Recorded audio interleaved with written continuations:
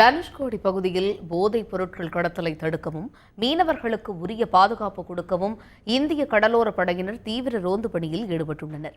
இது தொடர்பாக கூடுதல் தகவல்களை தருகிறார் எமது செய்தியாளர் பலா.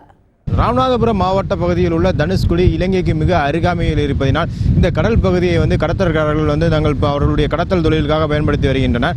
கடந்த சில வருடங்களாக போதைப் பொருள் மற்றும் கஞ்சா மற்றும் போதைப் பொருள் கடத்துவது இப்பகுதியிலிருந்து அதிகரித்துள்ளது.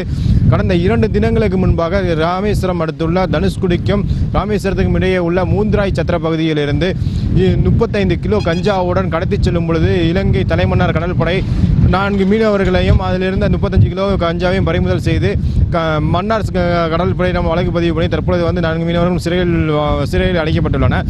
இந்நிலையில் தற்பொழுது இந்த பகுதியில் கஞ்சா பொருள் மற்றும் கடத்தல்காரர்கள் நடமாட்டத்தை தடுப்பதற்காக மண்டபம் கடலோர காவல்படையினுடைய கப்பல், அதாவது ஓவர் கிராஃப்ட் தரை மற்றும் தனியில் செல்லக்கூடிய ஓவர் கிராஃப்ட் கப்பல் தற்பொழுது 2 கப்பல்கள் இந்த பகுதியில் தீவிர கண்காணிப்பு பணியை மேற்கொண்டு வருகின்றன. இது தவிர இந்த மூன்றாய் சத்திர பகுதியில் செக் போஸ்ட் அமைத்து போலீசார் மரைன் போலீசார் தீவிர கண்காணிப்பு பணியை மேற்கொண்டு வருகின்றனர். தற்பொழுது அது மட்டும் இல்லாமல் தற்பொழுது ராமேஸ்வரம், மண்டபம், பாம்பன் போன்ற பகுதியில் உள்ள மீனவர்கள் தற்பொழுது தனுஷ்கோடி பகுதியில் மீன் பிடித்துக் கொண்டு வருகின்றனர். அவர்களுக்கு கடந்த சில தினங்களுக்கு முன்பாக இலங்கை மீனவர்கள் அவர்கள் மீது தாக்குதல் நடத்தி அவர்களுடைய பொருட்களை கொள்ளையடித்து சென்றதாக தகவல் உள்ளது. அவர்களுக்கு பாதுகாப்பு கொடுக்கும் விதமாக தற்பொழுது இந்த பகுதியில் கடலோர காவல்படையினுடைய கப்பல்கள் தீவிர ரோந்து பணியை மேற்கொண்டு வருகின்றது.